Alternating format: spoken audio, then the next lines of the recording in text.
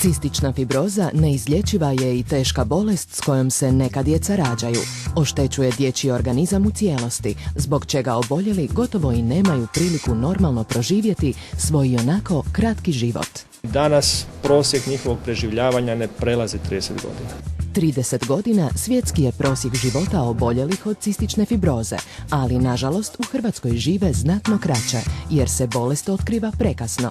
Upravo je zato udruga RTL pomaže djeci pokrenula humanitarnu akciju kako bi KBC Rijeka dobio aparat za novorođenački probir.